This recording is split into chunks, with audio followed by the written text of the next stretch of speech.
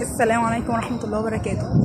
بقى معقولة في أم عندها أولاد تقدر تسيبهم وتيجي في مكان لوحدها من غير أولادها، تشرب حاجة ولا تقعد على النيل ولا تاكل ولا تدخل سينما ولا تروح جيم ولا تقابل اصحابها بقى وتعمل اي حاجه من الحاجات اللي هي بتحبها من غير مسؤولياتها كأم، او من غير ما تخرج الخروجه دي في اطار ان هي بتراعي الولاد اللي معاها في الخروجه.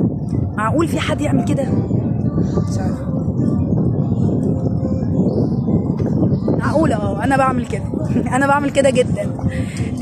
محدش بيقدر يعيش بدوام 24 ساعة، واحد اهم الاسباب اللي بتخلي سقف التوقعات للامهات عالية وتقبلهم لاخطاء الاولاد اقل انهم ما بياخدوش مي تايم او ما بيعملوش وقت خاص لنفسهم يفصلوا فيه عن مهام الامومه.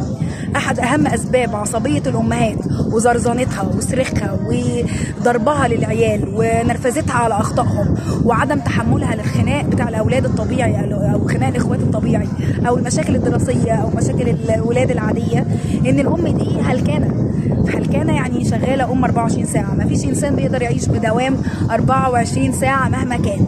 المي تايم مهم جدا. وبالنسبه بقى للاحساس بالذنب وانا مش هعرف وبتاع، بكره تتعودي يعني.